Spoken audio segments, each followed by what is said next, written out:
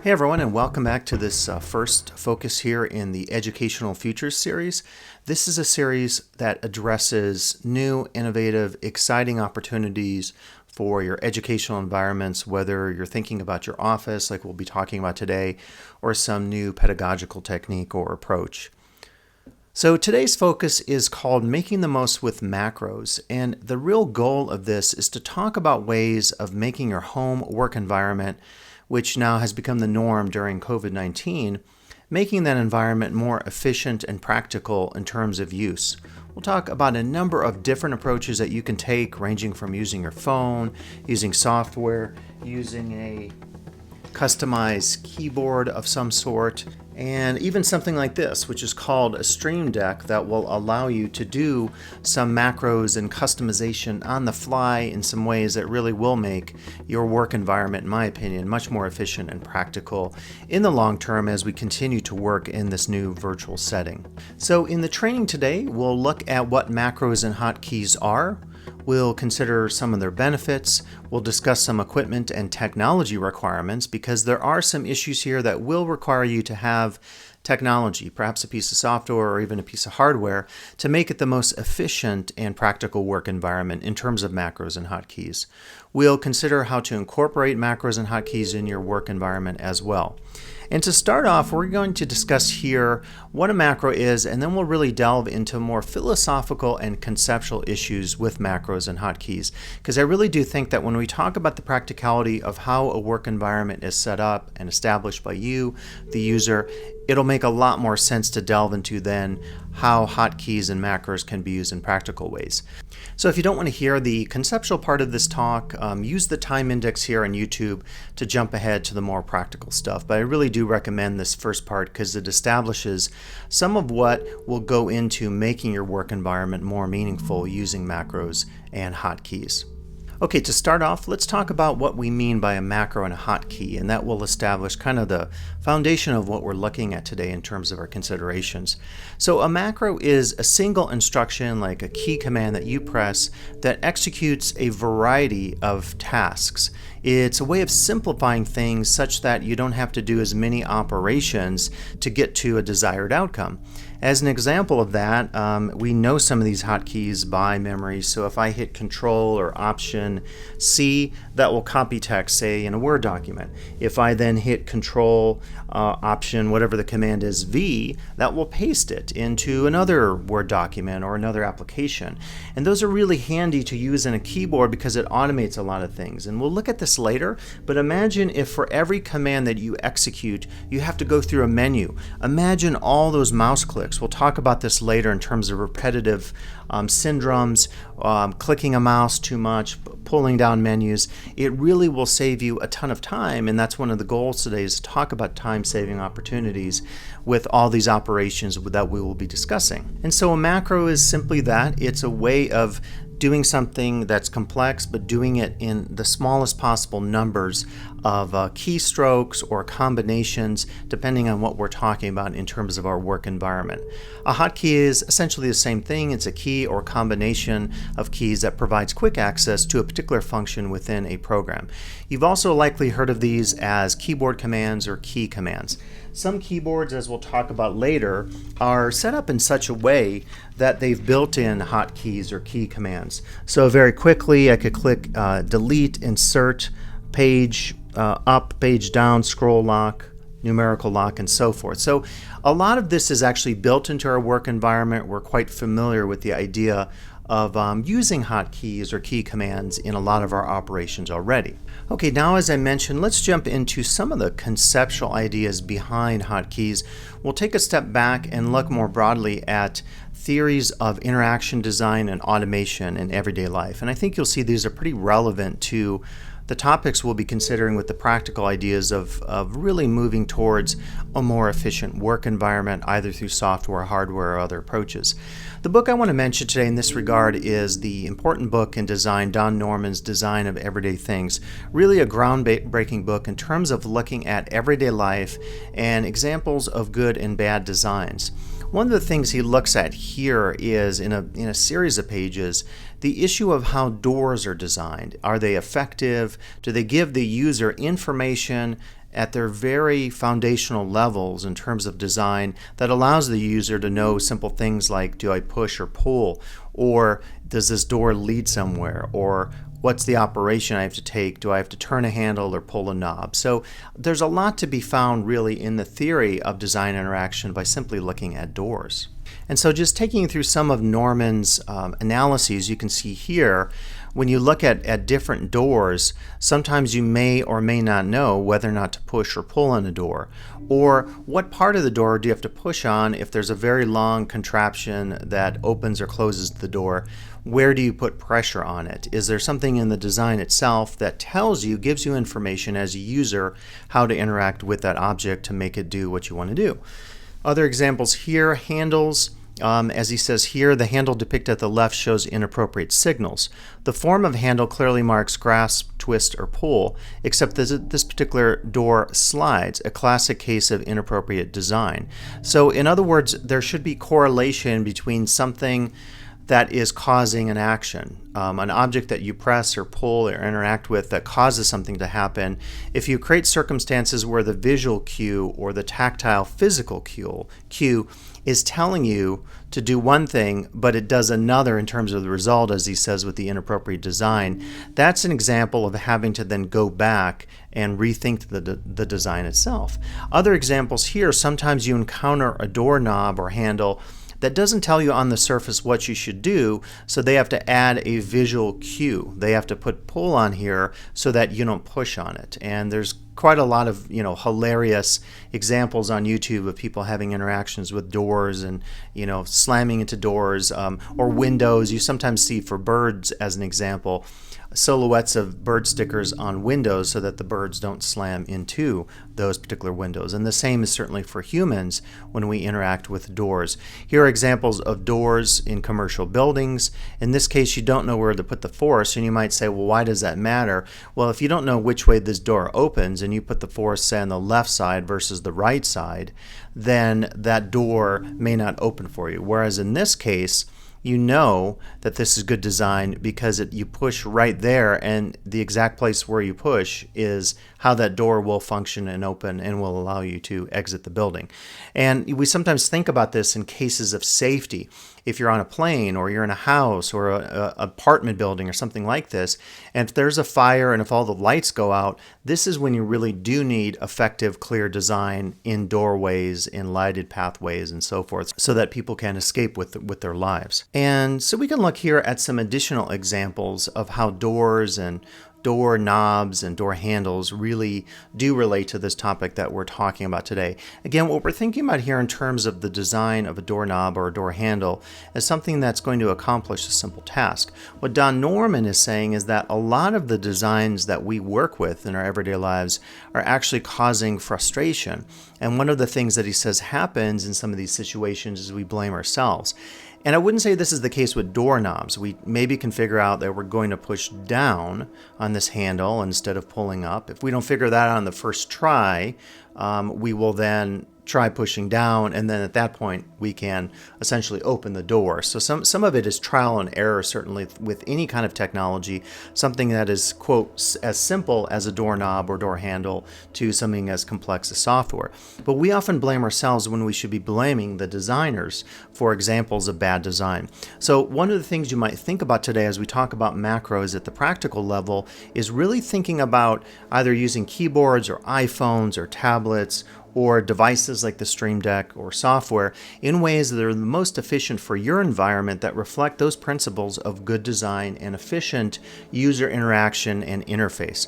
The funny thing about it is, we look at something like a door handle or a doorknob and we think that it's really, really simple. In fact, it's highly complex. And if you've ever tried to put in a doorknob, if you've ever tried to put in a door lock, you maybe got frustrated because of how complex the operation is, and you called a locksmith because it is very involved. And so some of the things in our everyday environment, like doors and doorknobs and door handles, maybe appear to be very simple on the surface, but they actually are designed to accomplish something incredibly complex. The idea of looking inside of a lock or a door handle or a doorknob and seeing all the complexity there really is a good metaphor for some of the considerations today as we talk about working with macros. So the next time you look at a doorknob, at a door handle, certainly it's an opportunity to think about everything that goes into making it what it is and how it's trying to accomplish something that is very simple on the surface, but really involves a lot of complexity behind the scenes. And that really does relate to what we're talking about today in terms of our uses of macros. And to jump ahead, Norman has another interesting example of the telephone. Over time, telephones became more complex. If you think about your work telephone at LTCC, you can do a lot of things by pressing hotkeys or macros, whatever we call them. He talks about in the early days, in some cases, there were combinations of codes, pressing an R key. There are often jokes out there about people not knowing what keys to press to get an outside line. Maybe you have to dial 9 or 9-1. That's not necessarily going to be intuitive on the surface of the telephone. And so a lot of this technology does require training in terms of being able to grasp and understand exactly how to use some of these features. And he talks about here, related to the design of telephones, this idea that we could design interfaces for simple things. But he is concerned about this because what he said is, in the case of some telephone macro design, you're doing the opposite. You want to take the complex and make it simple for you, the end user. In the case of his examples of bad design with telephones, he's saying the result is the opposite. It's complexity for very simple things. You want to get to an outside line, you shouldn't have to try to figure out a bunch of key combination or keystrokes to do that. You probably could go in right now in your software, in your home computer setup, and find many examples of this where it's not efficient. Or you could think of an instruction manual, not an IKEA instruction manual that maybe takes you very easily from the first step to the end steps of creating that bookcase or whatever it is that you're trying to put together. But you might have examples of electronic devices that you purchase and the instructions make no sense. They're full of typos, they're inaccurate, and it really does present a challenge then for the user. And so what we're trying to achieve today, talking about macros, is taking complex operations and making them more simple for you as the end user. Now, another example of this I think we could look at is TV remotes. And many journalists have done stories on the evolution of the TV remote. And it's another example of how design and evolution of design has changed over time in some very interesting ways. And we see often reversals of the technology, and we'll talk about that in a second. You can see some of the earliest remotes used maybe beams of light, that it was a very simple operation. All you could do was advance to the next channel. Over time, as the example of the one here at the bottom of the screen, the Zenith remote, maybe those were initially corded technology where there was a cord that actually went to the TV. Over time, it was based on maybe some sort of radio signal that you could get issues with interference. But the idea was you didn't want to have the user get up off their chair and have to manually press the TV or turn the dial. I remember the old days in my childhood of using the old TVs and having to do it. Now, some of us today would say, well, it was probably a good thing because now we're becoming true couch potatoes where we're not getting off the TV. All we have to do is hit our Netflix button and Netflix will even advance to the next movie when we're done with the movie we just watched. So it almost sets up like an infinite sloth mode, if you will, for the user. So that's another matter in terms of fitness, and certainly we want to think about taking breaks during our workday, getting some physical activity, getting something like, I don't have it on right now, I have my Fitbit I've been using because I'm really concerned about sitting too long in an environment like my home space, recording these videos or doing trainings online or teaching my class on Canvas, and how that affects me as a person just being too sedentary. So it's certainly something important to think about to make ourselves more active. So we could maybe blame some of this technology for becoming a more sedentary culture overall. And we can look a little more at remotes and how remote technology has changed over time. And for me, what's curious about remotes is that they've actually gone from simple to complex back to simple. And I think that says something pretty important about how design does evolve and change with the user. So in the old days, as you see on the screen here, we can look at in real life, we maybe had remotes like these, which are very complex. You could have 50, 100 different keys.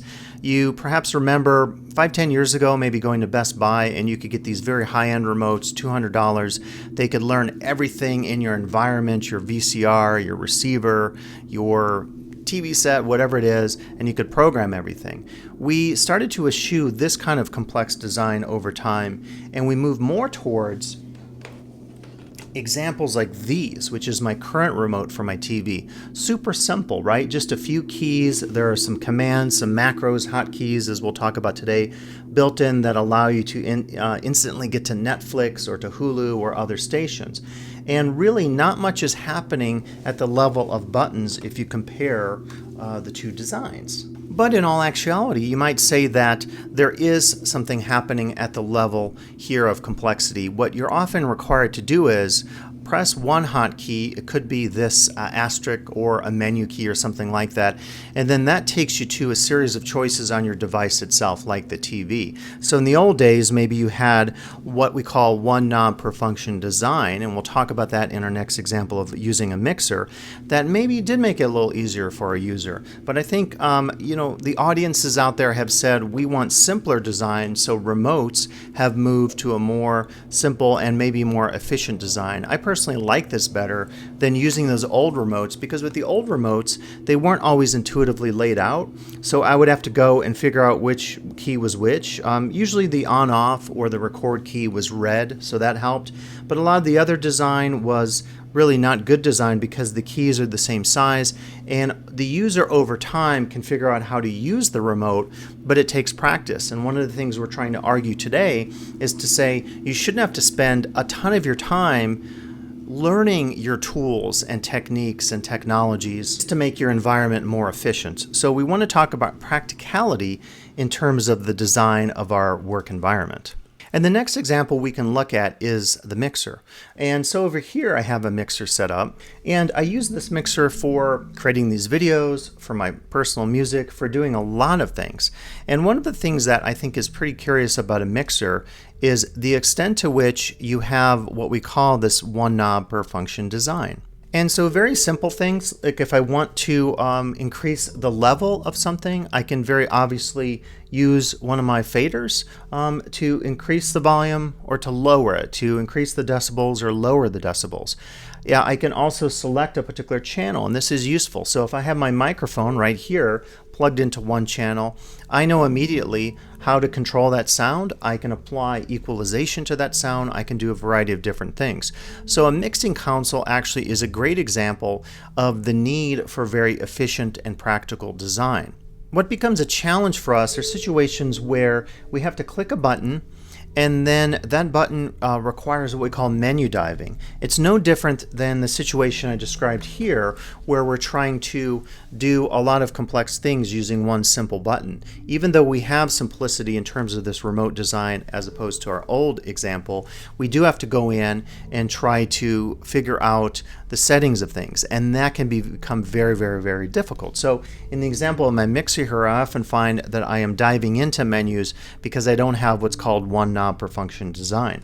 So perhaps the goal of where we're moving is, one remote to do everything, and we actually sort of do have that. And this is a gate remote or a garage door remote. So kind of a bad example because, of course, there isn't a lot of complexity typically in opening a gate and closing a gate. You press the button either to open or close it. With the garage door, there could be other functions like turning the light on, and in fact, I'm saying this as we had a new garage door opener installed, and it has an app, and the app allows you to do a lot of things like automatically close your garage door if it's left open, or if you've gone out of town and you've forgotten if you've closed it, you can check that on your app. So we actually even are making things like garage doors and potentially gates more complex than they were in the past.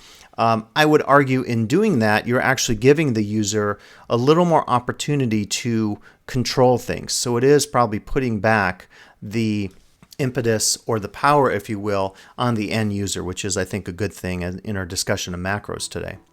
Now, one thing that comes up, I know we've all done this, is we often blame ourselves for mistakes we make. We screw something up, we can't learn Zoom, we can't learn software or learn a new piece of technology like a mixer. We blame ourselves. As Norman says, invariably people feel guilty and either try to hide the error or blame themselves for stupidity or clumsiness.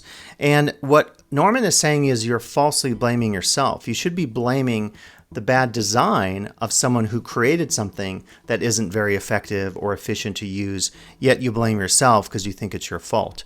Another example of this could be with faucets. He goes through a series of examples in the book on how we know if a faucet controls the hot versus the cold. How do we know to increase or decrease the water flow? How do you determine if the volume of the amount of water or the temperature of it is correct for you, the user? And we could certainly do this today if we wanted to. You could go to your faucet and look at whether it's an example of good or bad design. You know, for me over time, what I would say is that not all faucets are made the same. Not all faucets are equal. Sometimes you cannot figure out which way is the cold or the hot.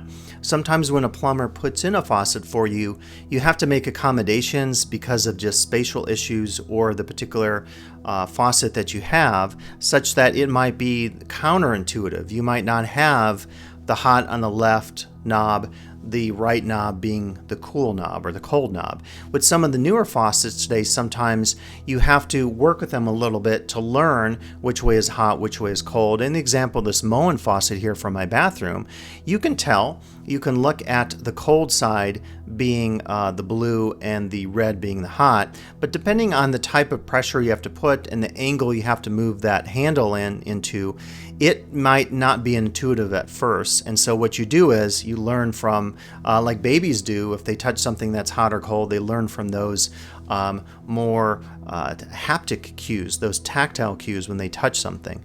And so the other thing here is to get our water flowing higher, to get more volume of water, we maybe have to figure out that we turn the knob up to make more pressure. But there isn't anything inherent in turning a knob up or moving a handle up versus down that would necessarily say to us as a user that that makes more sense. So faucets actually are examples of a lot of bad design because there isn't maybe something intuitive, or you have to put a lot in terms of the user, in terms of requirements of them learning over time through experience how to interact with the faucet.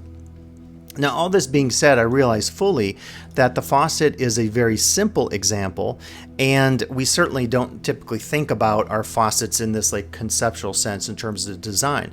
But I'm suggesting we should, because when we get into the world of our work environment, making it efficient, I'm going to ask you to really think about critically what makes up your work environment, everything from your chair to your computer screen to other monitors you might have to devices on your desk, your mouse, your tablets, your keyboards, your Stream Decks if you have one of those, and thinking about how to use those in ways that are very effective, particularly once we add various forms of macros, whether they be technology, forms of software, keystrokes, or other devices out there. So it's important to think about the conceptual before we get into the practical. And in that regard, I might suggest this chart right here in terms of looking at some of the main issues we might encounter as we move from this theoretical abstract level of design and automation into the more practical aspects. So you could think on the axes, the various axes represented here, you have control versus no control, the virtual, the real, time saving, time intensive, user error, bad design. So this summarizes some of the concepts we'll be looking at today. I'm not going to go through all these, but certainly you could think about these as you work through designing a more efficient, practical, user-friendly work environment. As an example of that, simplicity versus complexity. I hope that we'll be stressing today that when you create macros for your various approaches, that you'll be taking very complex operations and making them simple for you. As an example of that, if I take my Stream Deck,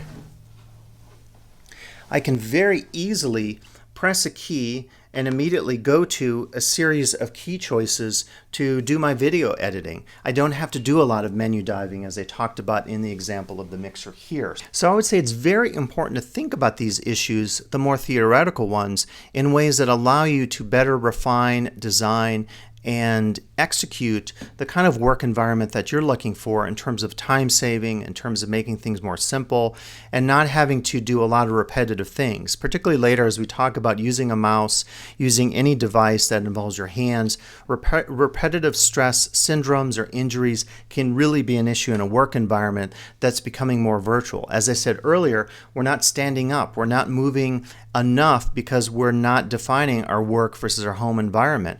If we go to the office at LTCC, we are very typically walking around, going to the bathroom, going to meetings, going to eat our lunch somewhere, taking a walk outside in the nice Tahoe air, and we're not just sitting at our desk. So a lot of these issues also relate to health and making our health better as we continue to exist or coexist in this virtual environment. Now, I wanted to mention something about black boxes and transparency and one knob per function design. It certainly is the case that in some of these situations, we're taking very complex operations and making them simple. In that fact, we are not necessarily going through all the motions, if you will, the processes to get from point A to point B, which is point A is maybe taking all these complex operations, and point B is making those more simple so you, the user, can execute an operation on your computer or on a piece of hardware. And the challenge with that, of course, is we don't necessarily know what goes into making all the choices to get there. So we're not saying that you have to be a computer programmer and program in Python or some computer or scripting language such that you create a script. A lot of this is done for you. If I create a script on my phone, my iPhone, I don't have to go through all the backdoor operations, all the stuff that essentially happens in the black box for me in order to execute what I'm trying to execute in terms of that particular function on my phone, that particular shortcut. So it's something to keep in mind because there is a certain black box level, a lack of transparency or understanding in terms of trying to understand what exactly went into making something more simple for us. And as examples of that, we could look at Siri or forms of automation. And just as I said that, I'm looking at my phone, which is recording one of the other angles here, and I'm thinking, is it going to trigger the voice activation automation and ask me a question, and then I respond to Siri? And we've become, I think, really used to that in everyday life where we say something that is not SIRI, and it triggers the phone anyway, and then we have to sort of get out of that and not have that automation happening at that moment. And if we look at examples from the world of our phone, I think it's a great transition into thinking about the practical opportunities for us today. So this would be looking at how phones have allowed our lives to become more and more automated. If we look at my iPhone screen here, as I said, I could ask I'm not going to say the name because it'll trigger her voice. I can ask what the current weather is, and I might get a response. I could ask what the current time is. I get a response. These are all examples of the same kind of technology that really has led to macros and key commands. I could ask any number of questions. I could even ask my computer operator a joke or to tell me a joke. And so there's a lot you can do just with voice automated commands all around your work environment and your home environment. I can also make shortcuts for a lot of the operations that I might undertake on my phone. I could make a PDF, I could find a phone, I could click on one of these to adjust lights, I could adjust my video light right here, I could click on here and create a brand new script to create a new automation for my work environment. And so really the theory behind this is I want to make some meaningful shortcuts in my life such that I don't have to do repetitive things. In a work environment that is requiring me to manage multiple technologies, and right here, just in my immediate work environment, I have 10, 20 different technologies going on at once. I have my Stream Deck, I have my computer screen, a mixer, a microphone, a camera here, an automated Bluetooth light, an iPhone there, a TV screen here that is being AirPlayed to from my computer monitor, all sorts of keyboard devices, a mouse, a trackpad. There's a lot going on in our work environments at any one time. And so one of the goals today in working with macros or keystrokes is to take some of that thought out of your work environment to make it easier for you as the end user to interact with it. And that's the end goal of this, is to really make it easier for you. And so with Siri and automated shortcuts on our phone, I think the theory is that it is making things a little bit easier for us in the end. Now, One challenge of this, of course, over time, aside from the security concerns with home automation, you've heard stories about hackers hacking into refrigerators and making too much ice, or using devices in your home maybe to introduce malware that could be a virus that could affect your home security. If you go back to Battlestar Galactica, both versions of it, there was an issue there where the Cylons were trying to infiltrate the humans' technology systems, so they actually retrofitted, if you will, their technology. They took it back to more analog and less digital systems to make it more secure. It's something maybe we have to think about in terms of future ideas of like internet voting, which could be really hacked and could be led into scenarios where people take control of the voting operation itself. So maybe you would actually go backwards and do mail ballots or paper ballots to make things easier. And of course, that is not going to be easy if you've been watching the news in 2020 connected to the upcoming presidential election, the Postal Service, and all that kind of stuff. But home automation in general, I think, is a great example of time savings and actually even aesthetics and psychological effects. You could use lights, not a video light, but mood lighting in your house. You can adjust the mood lights such that you could make it a more relaxing environment. You could customize things in your work environment. For example, you could set up a timer that would say after 20 minutes, it wouldn't ring, but the lights would change. Maybe the lights would go from the harsher white lights, fluorescent lighting, whatever you have, to a more subdued lighting that feels more like you're in a spa or a high-end resort. And that could cue music at the same time, and that could cue you, the user, an opportunity to say, I need to take a break. I've been sitting here too long. I've been working here too long, so it's time for me to break. So there are examples of home automation that I feel could really be brought into your work environment. And if you're using more and more your home environment as your work environment, think about some of these opportunities. Invest maybe in some lighting or other ambient, immersive room design technologies that will make your space more relaxing, more efficient, and more psychologically able to put you at ease, because certainly it's not easy to work in these virtual times. Now, one additional book I would mention, I won't go through today, is the book Designing Interactions. And this gets into a slew of opportunities to think about everything from the computer mouse to other examples out there. Here's an example of the old computer mouse that really, again, allows you to think about how so much thought goes into the design of everything from a computer mouse to a piece of software. And software actually is a really great example of the need for better design. A lot of software is not designed with you, the end user, in mind in terms of making you able to control what you're trying to do with the least amount of effort. And that's, I think, really what a lot of good design aims to do, aside from some of those aesthetic issues that we sometimes like with good design. I mean, there's a side of Apple design that is both efficient and hopefully easy on our hands and fingers, but maybe is also aesthetically pleasing in terms of what it looks like. So as we think about now applying the abstract theoretical to the more practical end of macros and hotkeys, we could maybe summarize some of what we learned here in this conceptual review. We talked about how there is both good and bad design to consider. We discovered that we often blame ourselves, what we call user error, for situations of bad design, never realizing that bad design itself is to blame and not us.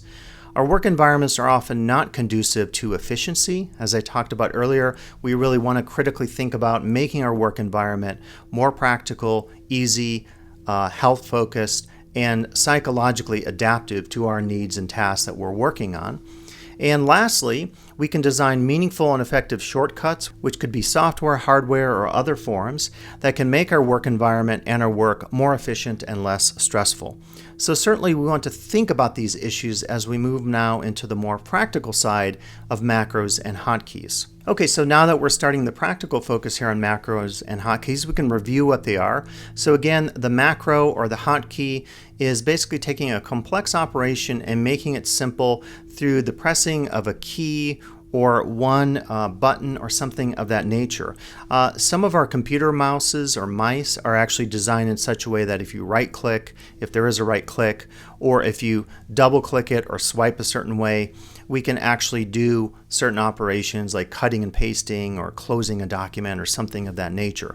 So the interesting thing about some of the contemporary mouse design out there is that they make things pretty complex even though the design of it looks fairly simple. So there's a lot of complexity, going back to the black box, that's hidden in a computer mouse like this one, because I can do so many different things on its surface with multi-gesture operations that we become familiar with a computer mouse, as well as, say, a trackpad. And I use both my trackpad and my mouse in tandem with one another. They're very key. But that being said, I did also need a Stream Deck to really customize and move my operations forward here in terms of my work efficiencies. Now, you might be thinking this sounds incredibly boring, and if you lasted this long, I guess either you can deal with the boredom or you don't think it's a boring topic. For me, it's actually really exciting. The idea of taking something like a Stream Deck or a computer keyboard or a piece of software on my phone or on my computer or tablet and automating my operations on my computer, making things simpler, reducing carpal tunnel syndrome or any other repetitive syndromes that might develop over time because of my new virtual work environment. It's actually exciting and really inspiring to think about. So I'm going to argue that it's not at all boring. You can disagree with me on that, certainly. Now, here's a list of some common hotkeys that we're familiar with. And one of the things we might talk about is if you're defining new hotkeys using a program, we'll talk about some of those software programs today on your keyboard. If you try to do something that's going to take over sort of one of these God-level hotkey or key commands, you may run into some issues. For example, we typically will have the Q as the quit command on a keyboard. And that's kind of intuitive because quit begins with a Q. Now, in the case of copy and paste, it's maybe not as intuitive. We all know that the C is the copy and the V is the paste, but there's nothing necessarily that identifies from the lettering of the word paste anything that would become V, right? So you can look up the history of how some of these became sort of global or godlike level macros or key commands. But we're familiar with some of this already. And so what I'm suggesting is, because we're already doing some of this with our keyboard technologies, we're going to actually build on that today, that knowledge, and make it even more efficient. One of the arguments I would make with you today, and one of the reasons I ended up getting a Stream Deck, is that it is actually not that easy to do a lot of the things that I need to do with my software. When I get into the Stream Deck later, I'll be talking about how I can do a number of complex things that are all defined by me, the user.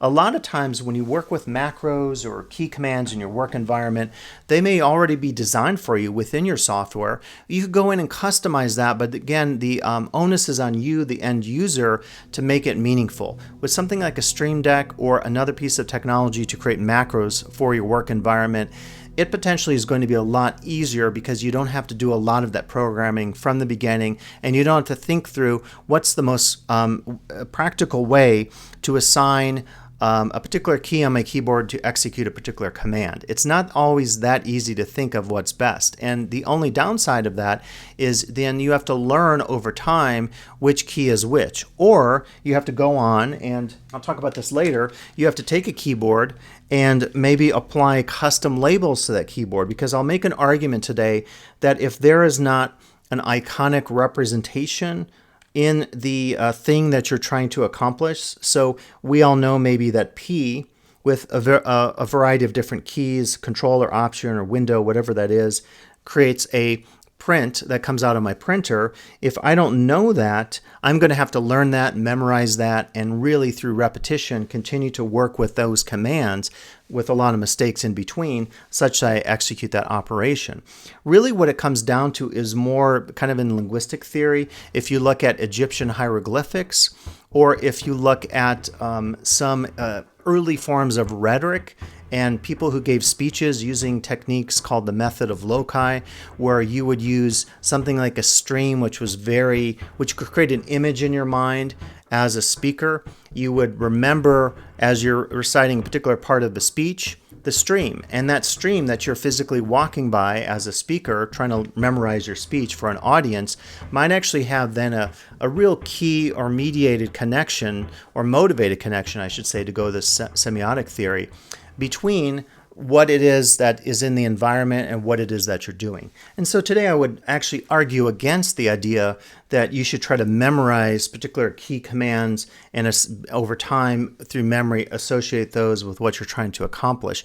I'm arguing more for that pictorial approach, to go back to like Egyptian hieroglyphics. If you see an image of something, if you see an actual picture, and in the case of the Stream Deck, that picture could actually be moving. You could do animated GIFs. It may be hard to make out on the camera here, but it's really an opportunity to use something like the Stream Deck to really streamline your work environment, to make the operation so much easier that you don't have to think about it. It doesn't even have to be intuitive, because you simply execute what you're trying to do. And that's the advantage of using something like the Stream Deck.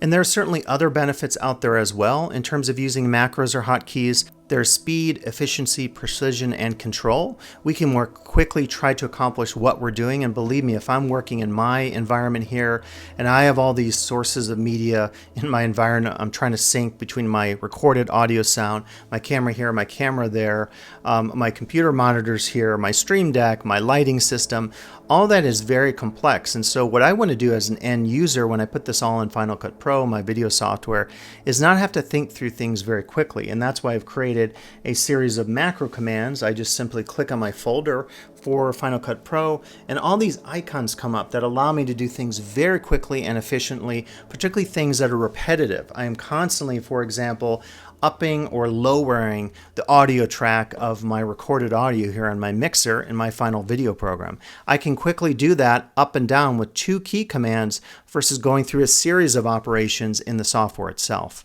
And so it really does benefit you in terms of speed, efficiency, precision, and control. There's also the ability for multitasking. We'll talk about later with macros, opportunities for you to do multiple things with one keystroke. So that's really key, particularly if it's something you do again, time and time again. And that leads into my final area, which is health, reducing RSI, or repetitive syndrome injury.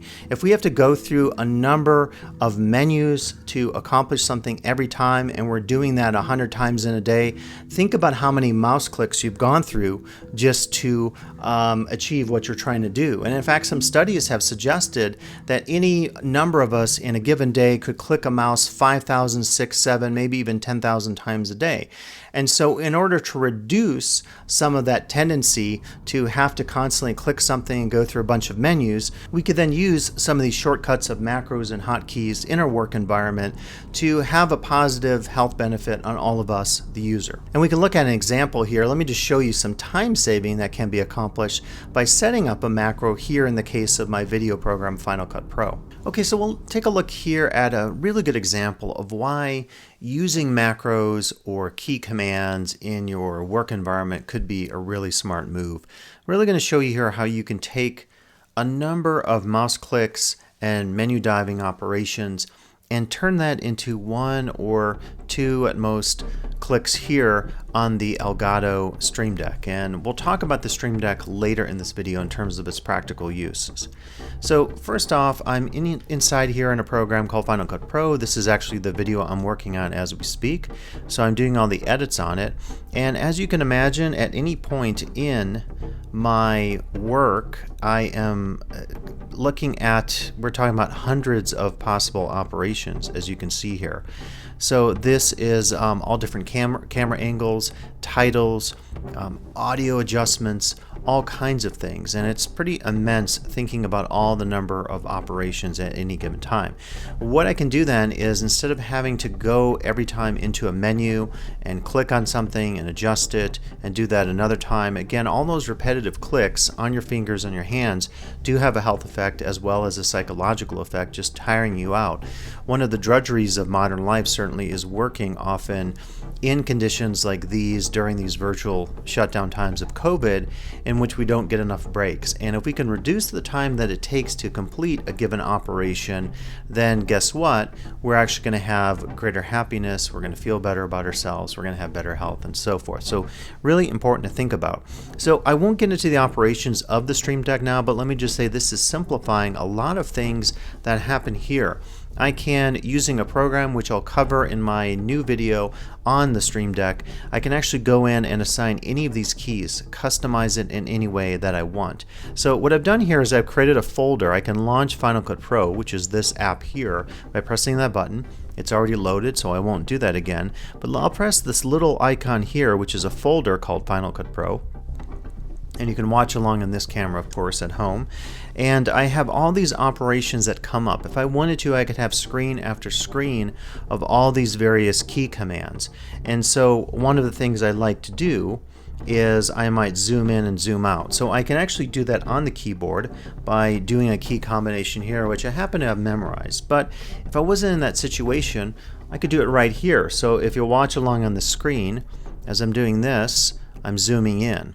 Okay, and I can do the same with this key and zoom out. So it's just really handy. It's reducing some repetitive stresses that I might have to do by pressing 2 key commands on this keyboard. What typically happens with the keyboard macro is that there is a command key just for the sheer sake of practicality, because if we use up all our keys, we have to go to secondary combinations, or as I talked about before, get a keyboard maybe that has larger capacity. And we'll talk about this a little bit later as one option for you to potentially use more than one keyboard as a solution if you don't want to purchase, say, an Elgato Stream Deck. But because of having to do more than one operation with my left fingers on this keyboard, I can do it much more easily just using these 2 key commands that I've customized here with these graphics as well. And so I could again zoom in and then get to any clip that I want. So zooming in and zooming out is something that I do very often in my work in Final Cut Pro and doing videos, and that's why I'm recommending at the end of this video that you really sit down and do an entire work assessment, starting at the levels we talked about already of what your work environment is, down to the issue of where things need to be in terms of ergonomics, to really think about where you want your mouse, your trackpads, your various devices that you're using, so that you have easy access, but also such that they are going to be conducive to your mental and physical health in terms of your work in your small home office, whatever that happens to be. So once I've done that, I can then sit down and say, okay, what operations do I use frequently, doing a self-inventory, if you will, going through and deciding, laying out keys based on what I do in my work environment in terms of my software environment. So one of the things I do all the time is adjust the volume of clips. And I do that sometimes if I have a spike and I might visually see a spike in my narration. I could select that and then adjust that. Now the way to adjust it, and let me show you with a music bed here, I can put this kind of high and hit play, and it's basically too loud for me. So what I can go in and do is adjust the volume. So to do that, I would go in and go up to this menu here. So certainly it's not that big of a deal to go to the menu, but if you want any level of precision, sometimes the menus can be a little fiddly. Like if you want to get it exactly at a certain dB level or decibel level, depending on where that is, it's maybe not that easy to work with. In a lot of other functions, like if I want to do a color adjustment to my clip here, I have to click more than one menu, or I could use a hotkey. And some of these are defined. I could go in and customize them in Final Cut Pro. So I do that, and then this comes up, and then I do my adjustment. So what I'm really arguing is that you reduce the repetitive stress on your hands and your eyes, because eye strain is a big deal in these times of virtuality and COVID, by using something like the Elgato Stream Deck. So to go back to the example of adjusting the level of my audio, in this case, instead of having to go up here and adjust things, or to do it with the mouse, in some cases you can, but again, to get precision, it can be difficult. I can instead raise it 1 dB up or lower it 1 dB. So as you see here, if you follow along, this is going to then adjust in the top right corner. You're seeing it's getting louder. In this case, I could take it louder and louder, or I could use this key and get it softer. I can also do this with complex key commands. So if I wanted to combine a number of operations, I could do anything that I desire using the Elgato Stream Deck by simply programming multiple key combinations at once. Something very difficult to do unless you get additional software in terms of a Mac or a PC. So this is one option among many in terms of trying to customize your workspace and make it easier for you to use in terms of keystrokes, in terms of hotkeys, in terms of macros. We'll get into this later as far as why I think the Stream Deck is your best bet in terms of doing some of these operations in a way that really does focus on maintaining your health and efficiency in terms of your work environment. Some additional benefits would be complementarity. We could combine hotkeys and the mouse. So I could be in a program and I could be working with one hand clicking something and also my right hand. So I'm very efficient because I'm using both hands in my computer work environment. We often aren't using more than one hand or maybe a few fingers in creating any operation. Now, if you're doing stenography work, if you're transcribing interviews, if you're a musician, you might be using your feet with some kind of pedal device that could fast forward, slow down, reverse, send forward an audio signal, could turn a page on your iPad or something like that. But typically we're only using one hand to operate things. And of course, people with disabilities maybe do have alternative accommodations that they're working with in terms of their work environment. And we should certainly look at some of those technologies to maybe make things even better and more automated. You can't help but think that some of the technologies of voice commands that have helped disabled people better work in their work environments, those have also come to benefit us in terms of voice-operated commands and automation on our phones and also on our computers. So, and that leads to, of course, automation. Automation, as we talked about earlier in the theoretical side of this talk, is about creating simplicity out of complexity, and then also organization. I'll talk about later how you can use something like a Stream Deck to better organize projects in your work environment on your computer. Okay, so in this next segment, we'll talk about some of the practical possibilities for using macros and hotkeys. So here we'll discuss 4 uses, and this will be essentially an argument for why I think macros and hotkeys might be such an effective aspect of your own work environment. So we'll go through each of these, and later we'll talk about some of the practical ways that we'll use technology like the Stream Deck, external keyboards, apps, or even your iPhone to accomplish some of these things in your own work setup. So the first possibility here is to talk about using macros and hotkeys for applications, software, launching applications, doing various commands within programs that will allow you to have a more effective use and control of those programs. And again, that's one of the real goals of this overview of macros and hotkeys, is to talk about how to take control of your work environment regardless of what that involves in terms of the technology, the applications, and the software that you might have. Okay, so in terms of talking about this first area, which is using macros and hotkeys to take control of your software, whether that is launching programs on your computer like Zoom, or going within specific programs like Zoom and having total control of that program during different stages of its use, that's really what we're talking about here in terms of the value. And even though I have 4 different uses, this for me is maybe my number 1, just because it gives me so much control. So to talk about this, I will be referencing my Stream Deck, which I have set up here, just for the sake of getting a little bit of video, and you could get a sense of what this looks like in real time. Keep in mind that I'll have a separate overview video on the use of the Elgato Stream Deck, so you don't certainly have to learn it all here or hear about it just in this particular video. If you want more insights about how this works, you can check out my second video to get a better sense of what this looks like. So the Stream Deck basically is a way to create your own custom hotkeys or macros on the fly using a lot of powerful software that comes with the 3 versions of the Stream Deck. There are other examples of devices that you could use for this purpose. We've talked about this before, but you could always use an external keyboard, a second keyboard. Again, in some cases, you will, perhaps on a PC, if you're plugging in 2 or 3 USB keyboards, you probably will have to use an application that will allow you to take control over the setup, just because sometimes on a PC, more than one keyboard is recognized as only one keyboard instead of 2 or 3 keyboards. So that is something to think about when you get into this. We'll talk about this later with the hardware section, where you can actually customize keys and maybe even put on some of your own labels. What's great though about the Elgato Stream Deck is the fact that you can customize labels as easily and quickly as you desire.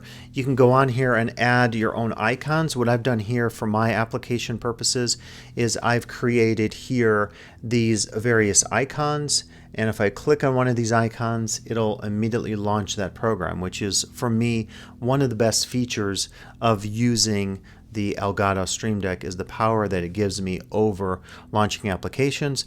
We'll look at this a little bit later, and you could see in a split screen format what this looks like. So we'll just look at this particular video feed now. So I have up here my Canvas classes. I press that, it takes me to my Canvas login. Microsoft Outlook, Yahoo Mail, YouTube, even my teaching and learning site. And these aren't just websites necessarily or applications. I can customize nested sets of commands. I could do all sorts of things, opening up files. I can take my direction by pressing a key, and immediately I can end up in a project folder. And I'll get to some of those uses in our remaining 3 ideas here for your own uses of macros and hotkeys. But so versatile to use something like this. One of the things I like, so as I mentioned to you, I can press this button here and I launch Final Cut Pro. I like to have the ability below my applications, and you can do as many nested folders as you want. It's infinite. It depends on how many keys that you have on your Stream Deck, but basically you press that folder, and as you see, it opens up all these other commands or other folders, whatever I want.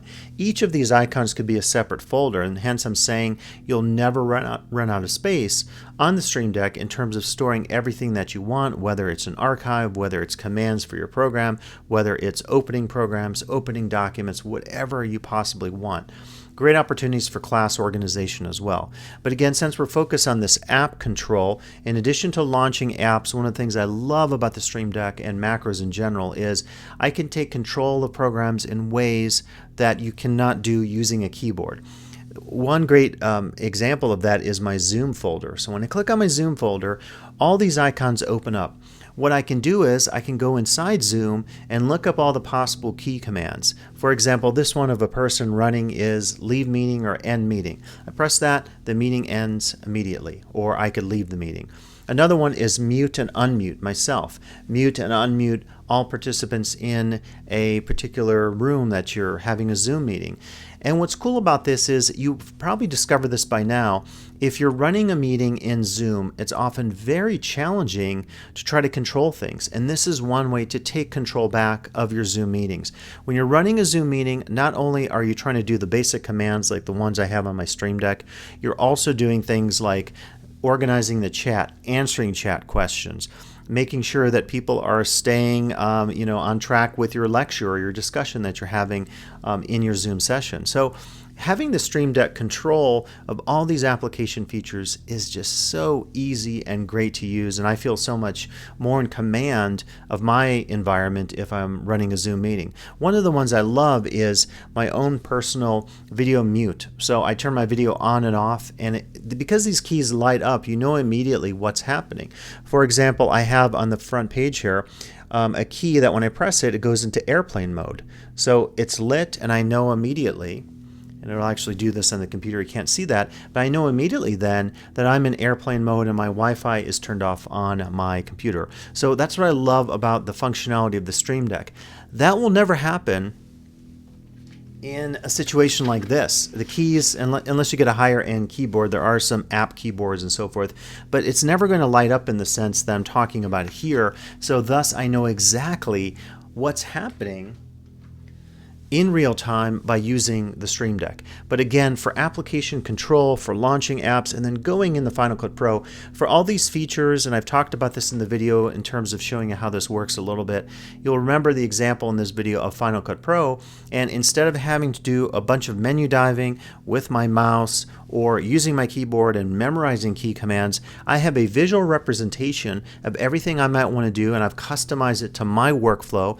And that's why I've said in this video you should think about 2 senses of workflow: your physical workflow, which is all your technology, even your office chair, your pen, your paper, pencils, your cup of water, and all your technology.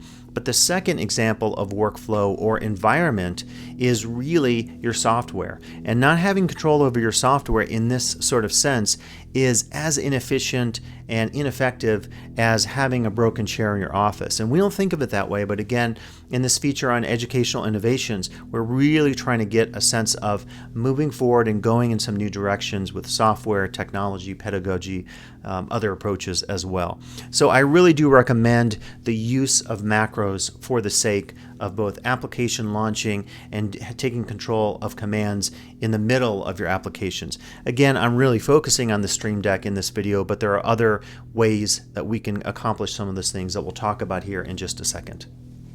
And by the way, there are certainly a lot of forms of technology and even custom keyboards like this one, which is very busy, but this allows you to use Premiere Pro by Adobe and have customized layouts. So possibilities galore in terms of doing this in your own workspace. Now, I mentioned this next one, but the second use I'm really recommending to you in terms of using macros and hotkeys in your work environment and your work life is the live uses.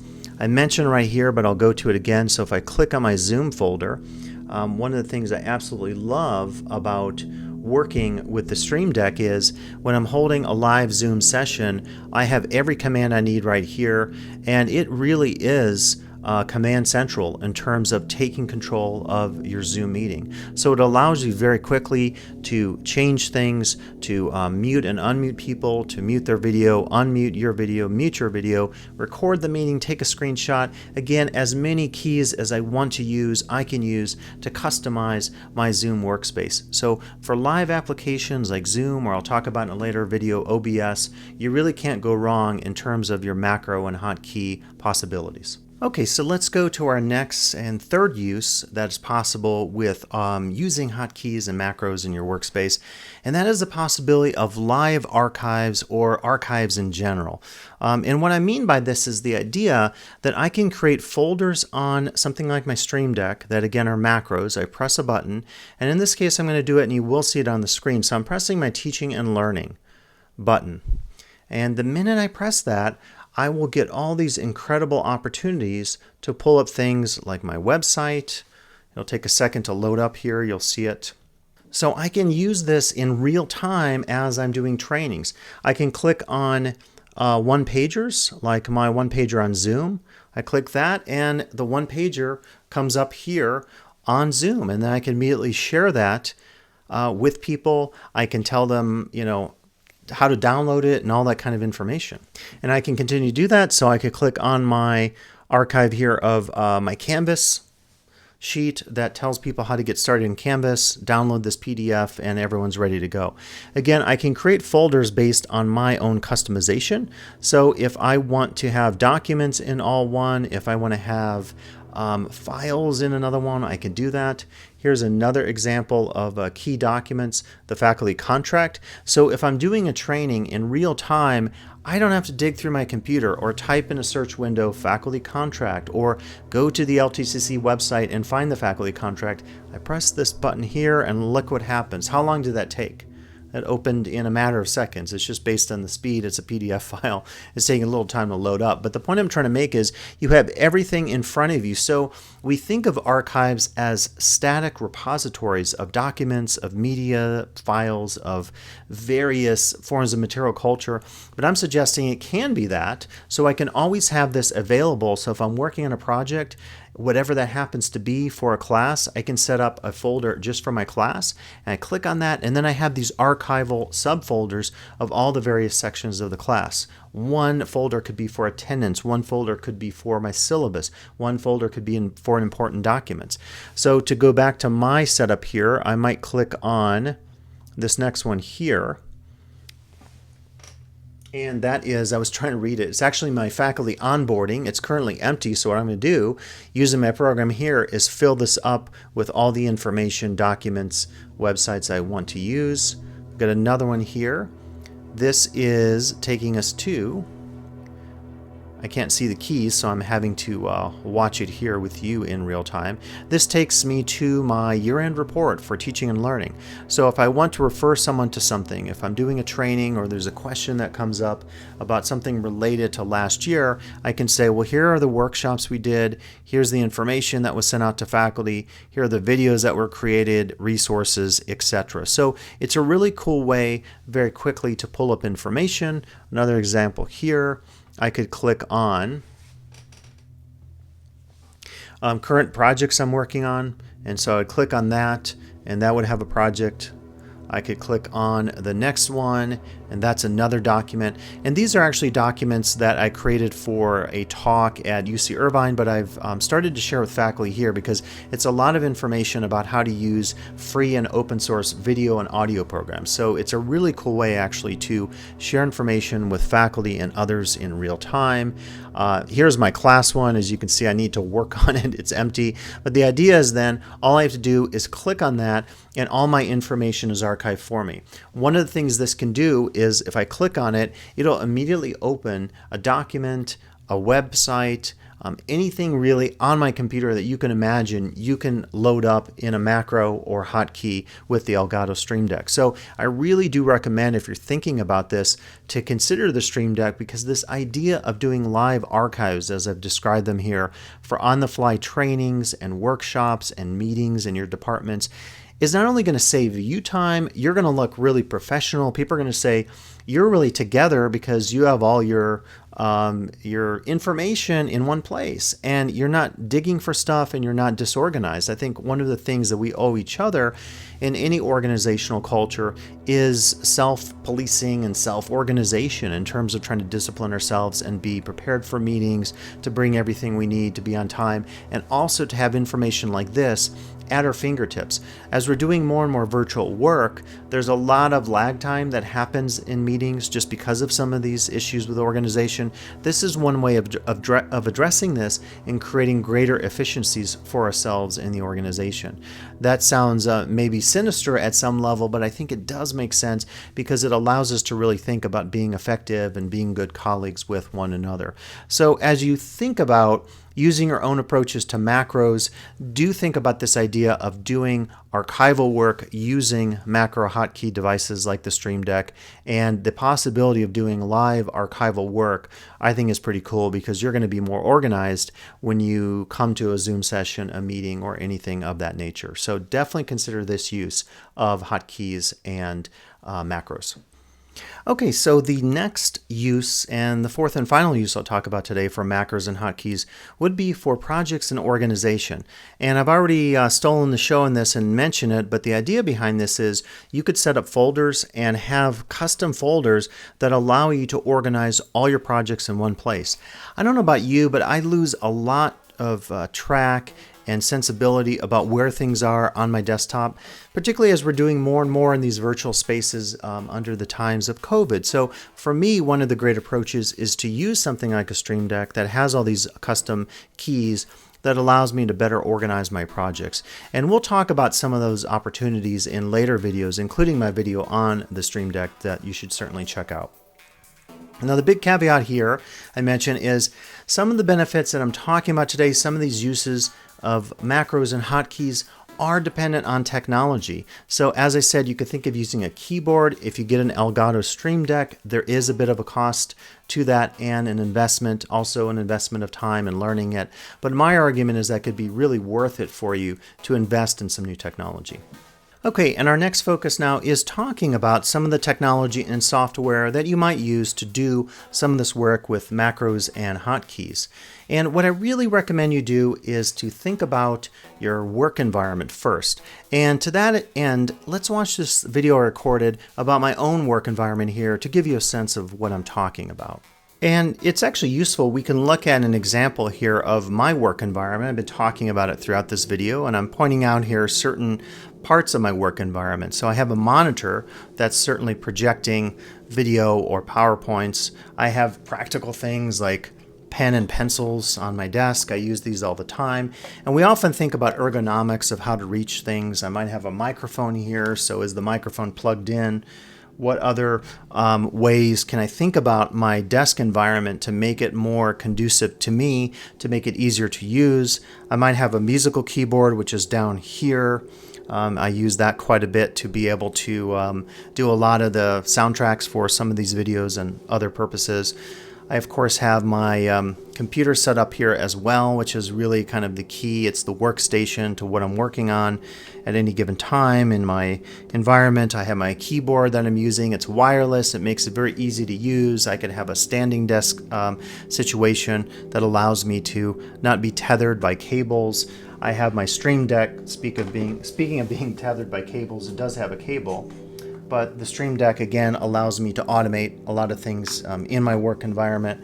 I have my desk chair, which is certainly not to be forgotten in terms of our work environment. Very key. I have my various forms of software, and I even have a microphone here. So at any given time, I'm thinking about all these various technologies and how they're interacting, and hopefully I'm thinking more carefully about how to make that work environment more meaningful, easier to use, and also have some positive health benefits for me, the end user. So as you probably gathered in that short cutaway video, it is important to think about how the space of my environment is set up such that it can be ergonomic and meaningful, and I can be efficient and also comfortable and at ease when I'm working. So my Stream Deck is not normally in this spot. It's normally in my left hand. I use that in my left hand because I'm right-handed, and I want to be able to use my trackpad and mouse in my right hand. But you can customize it however you want, and definitely do that. Think about your work environment. The second sense of thinking about your work environment is all the software that you have. So think about the software that you use. If you set up macros that are hotkey launchers for your software, you can definitely ask, which are my most important programs and how can I customize those and place those into place that will be prominent for my own use. And of course, a lot of what I'm talking about, it's a combination of your work environment and context and spaces. It's the technology, it's the office chair, it's all the equipment, in my case, a lot of cameras, lights, monitors, and all that stuff, but it's a ton of software that I can use again with the commands on the Stream Deck using macros and hotkeys. Think about for sure the common tasks that you undertake in your everyday work experience. What are the things you do the most? If it's checking your email, if it's logging onto your Canvas class, if it's running Zoom sessions, then set up a work environment that's conducive organically to making all the commands and operations that you need to make to have a more efficient and hospitable time for yourself. Now, certainly there is software that you can use as we talk about some of the practical approaches now. Software allows you to use built-in features and also customize in ways that allow you to take some control over your own programs. And I give you some examples here of some common commands in a Zoom session. And so at any time, you can take a keyboard. It could be this keyboard, which is a wired USB. It could be a wireless one. And all you have to do is open up, in this case, your program. And what you'll typically do is look for something that is called key commands or macros or hotkeys. You'll be able to find that. If you can't, Google that phrase for the software that you're using. So if you want to get all the key commands for Zoom, just type Zoom key commands in Google. They will all come up for you very easily. These show you many of these. Now, the advantage is, in most cases, we'll talk about cases in which it costs. This is free. You don't have to purchase anything additional to do this in Zoom. Some of you do it right now. I've taught many of you the command in Zoom, which does have to be enabled in your preferences, that you can press to talk. So one easy macro that we all probably know, maybe because of my trainings I've emphasized this, is I can hold my spacebar down during a Zoom meeting. It will temporarily unmute me. When I let it go, I'm muted again. And that's an easy one for us to remember. It's kind of like I say a walkie-talkie. Here's the challenge. Even though this is free within Zoom, how many of you right now can remember, and you might have better memory than I do, that you have to press Command plus Shift plus R to start a local recording, or Command Shift plus C to start a cloud recording? Are you going to remember that? I mean, you might remember the C for cloud, but the R is referencing the R in recording, but not the L in local. So it's actually not consistent. And the reason for that is they obviously can't have R used twice. And that's one super disadvantage of using the built-in, albeit in some cases not always in Zoom, customizable hotkeys or macros. They're not intuitive. I've said this throughout this video that because they're not pictorial, because they're not like hieroglyphic or pictorial language in how they're used, it's much harder for us to remember those key commands, and we likely won't. What we will do, and many of you do this in Canvas, if you open up Speedgrader, there are some hotkeys which again are not intuitive. Over time, if there's only, 4 or 5 in the hotkey command section of Canvas, you probably remember those. But how many of you are going to remember 20 or 30 of these unless you have a photographic memory? Are you really going to remember that Command-Shift-V is to start and stop your video, when you often use V in the tail end of cutting and pasting? C is copy and V is paste. So that's already ingrained in my mind. That's one of those like God level sort of hotkeys that we all memorize, and now we're supposed to come into Zoom and remember that that also starts and stops the video. I get the use of the V there for video. The challenge is we're already accustomed to saying V is associated with paste in the cut and paste operations in most of our software. So that is why I went with the Stream Deck, and that is the real disadvantage of using any of these commands. You're relying on the alphabet, you're relying on trying to remember which of your command keys are to be used, and you're probably going to forget these. So what you will do is you'll have a cheat sheet. So you'll print out a cheat sheet, you'll put it here on your computer, you might have it maybe on your desktop. You'll pull up that cheat sheet and you'll say, okay, so now during the meeting in Zoom, I want to start my video and stop it, Command-Shift-V. You've already spent there 10, 15, 20 seconds finding a thing and doing the operation. Whereas if you use something like my commands in Zoom, right there, my video is start and stopped. I don't have to do anything. I'm looking at the pictorial representation on the Stream Deck. I'm not trying to remember a bunch of archaic and arcane, really, key commands that do not have a pictorial approach to them. Again, I'm really saying that because the Stream Deck allows for pictures, that is going to be much more memorable for you, in my opinion, than trying to remember a bunch of key commands. So totally free. In most cases, customizable. You can go in Word and change these around, or any of your programs, but to try to remember and keep these intuitive and to try to really associate what it is that you're doing with the command is really hard to do, and that's why we need pictures and less static approaches like we see here with the Stream Deck. And you can see I have an opinion on that, kind of a strong opinion, because I've been customizing and testing a lot of this, and I've discovered it just doesn't work for me to try to do it off a keyboard and try to remember those keys. Now, another thing that happens is because you want to customize your work environment, you and your software environment, you might want to go beyond the hotkeys and macros that have been set up for you by the programmers who've created the various software forms that we use like Zoom. So unfortunately in Zoom, you can't do a lot of that. It's one of the ones that is not as customizable. A lot of software though can be customizable, and many of these are free, so you can look at Lua Macros, Auto Hotkey, and Keyboard Maestro. Keyboard Maestro is the Mac one on here, which is not free. Auto Hotkey and Lua Macros are free. I want to say that it's pretty challenging to set some of these up. You have to know a little bit about scripting language, and it's not exactly easy to learn. So something like a Stream Deck, or even buying a custom keyboard online. This is not a custom keyboard, but you can buy application keyboards with keys already laid out. That's a much better bet than this. But if you want to go beyond what is available in most of your apps, you do want to think about some of these custom software programs that are available for you. Now this next one is kind of funny, and I just put this on here because it's called The Art of the Boj, How I Made the Emoji Keyboard. And someone set up, I don't know how many are here, it looks like close to 15 keyboards to do things like emoji commands.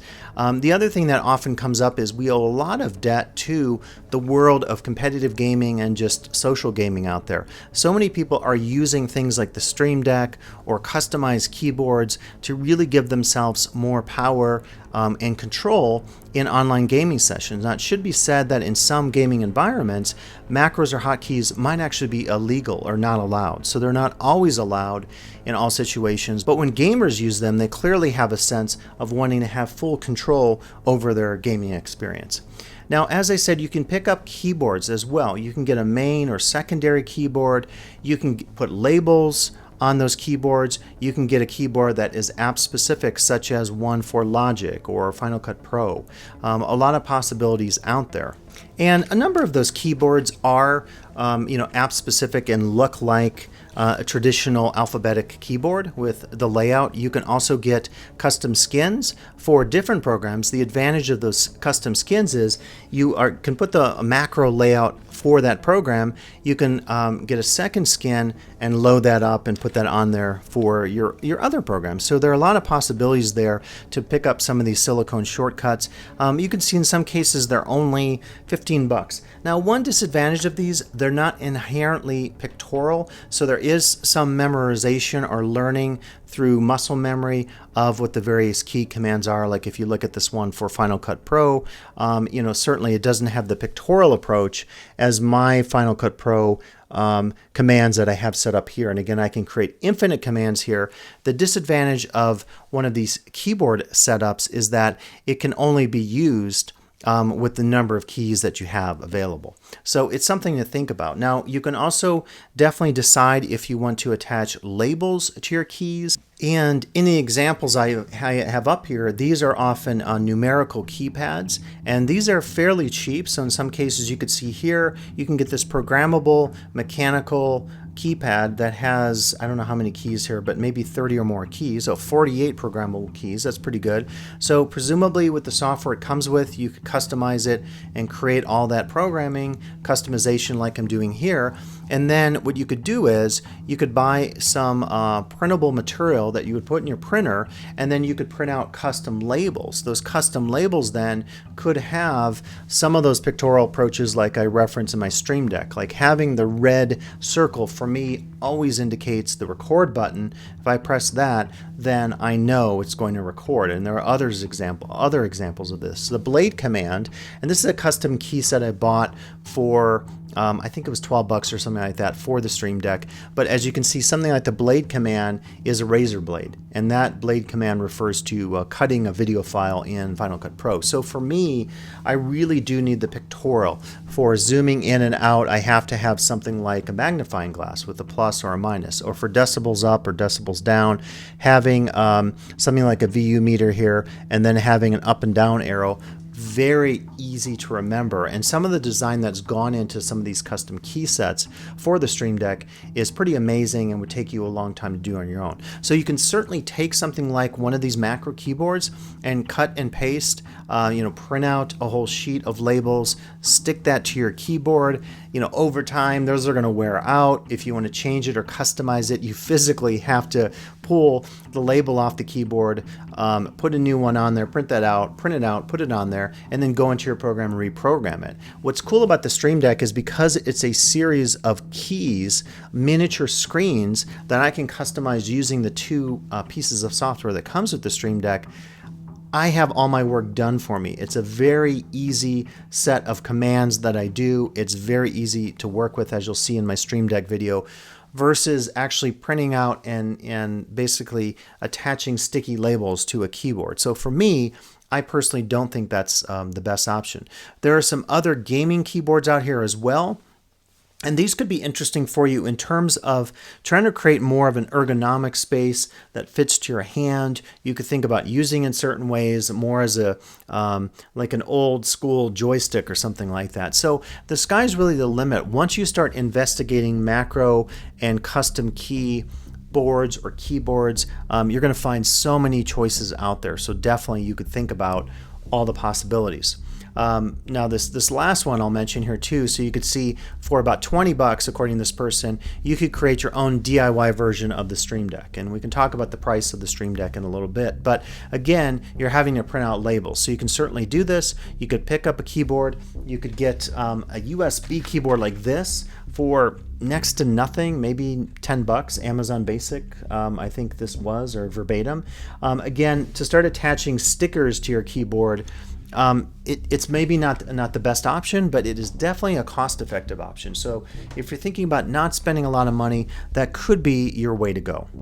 Okay, next we can talk about using a phone or tablet. So there are so many options there to use your phone or tablet for customization of macros and hotkeys. In fact, Elgato makes this very program up here called the Stream Deck Mobile.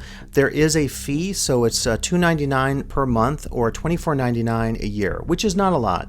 And really what it does is it turns your phone, your iPhone or your Android phone, your Samsung, whatever you might have, into a customizable Stream Deck. And so that's one option you could definitely think about. Now, over time, of course, after 10 years of subscription, you could have had the top-of-the-line Stream Deck for $249. So it's definitely something to think about in terms of cost. But if you want to get started, it wouldn't hurt to do a monthly subscription and maybe pick up your phone, tablet, your Android, iPhone, and check out the Stream Deck Mobile or any other number of programs out there that will allow you to do customization of macros and hotkeys on your phone or tablet. I've already talked about it a lot, but obviously you know my preference. My bias is for the Stream Deck. I investigated a lot. I really looked into it. I watched so many demo videos on YouTube, and I said I'm going to take the plunge, and I spent it out of pocket $249 for the top of the line, the Stream Deck XL. The advantages of the Stream Deck, as I've mentioned to you already, is it's graphically based, it's fully customizable, and it includes software. I won't go into all those features for you because you should definitely check out my specific video just on the Elgato Stream Deck because there's so much to learn and train in terms of using one of these wonderful devices. The three versions, this is the XL, has the most keys. You could get the Stream Deck Standard, which is $149.99, and the Stream Deck Mini is $99.99, and that has 6 keys. And you're probably wondering, what's the advantage of having more keys versus less if you can have infinite nested folders? It's just really preference in terms of how you like to work with a macro command center. If you want to have a lot of keys laid out like me, you could definitely think about the XL. If you don't care about that, you could get the standard Stream Deck or even the Stream Deck Mini. And for me, really, the only disadvantage of the Stream Deck, there's nothing technologically that I would ever complain about with it. It's that good, I kid you not. It's just the price, the fact that you have to pay out of pocket. And I know the college has given everyone this austerity money for technology or for training and so forth. Obviously, that runs out, right? If I spend my $150, which is what I got, I already spent that actually on my video light and one other thing. So I've made a decision because it's going to improve my life so much as a professional and make me more efficient, particularly in my trainings, that I took the plunge and spent $250 on it. So if you're not in that situation, then definitely think about the most cost-effective way that you want to approach this. As I said earlier, please watch my other video that will cover the ins and outs of the Stream Deck. And also I have a second video on using the Stream Deck in conjunction with OBS, which is an amazing open broadcasting software system that I think can really take your teaching or LTCC work to another level. Okay, so I realize this has been a long video, but there's just so much to say about macros and hotkeys in terms of their potential for creating innovation in your workspace that I think it's definitely worth the time that we spent today. And again, feel free to jump around these videos using that cool new YouTube chapter index that you can find just by scrolling through the bar at the bottom of the video. So kind of summarize everything today as we talked about. Definitely think about focusing on your own workspace, your workflow, the context, both of the physical space, the chair, all the technology, the microphones, the pens and paper, the lights, and then also think about the software that you have on your computer or laptop or tablet and how that's all going to work together in one organic sense. Secondly, determine your technology needs. Figure out what you need. If a Stream Deck doesn't work for your work situation, don't think about using the Stream Deck. Think about another option. And lastly, focus on learning the new technology and equipment skills that will be involved in any of these technologies, including the Stream Deck. And so thanks for listening to this first video in the Educational Futures series. I'm really excited about sharing some new ideas with you in the future about how we can focus on innovation and excitement in terms of our teaching or professional work here at Lake Tahoe Community College. As always, if questions come up, reach out to me. drop me an email, connect with me on Zoom. We can set up a time to do a training or work with you one-on-one, whatever works for your work schedule. I would love to talk to some of you one-on-one about macros and hotkeys. If you want to pick up a Stream Deck, if you want to watch my video on the Stream Deck, if you want to learn OBS, Open Broadcasting Software, for your fall class or your winter, summer, spring class, whatever, connect with me and we can set up a meeting and talk about some of the possibilities. These are exciting times as much as they're difficult times. We can certainly make the most with some of our new technologies and approaches and techniques that could suggest to us a new future in terms of education here at Lake Tahoe Community College.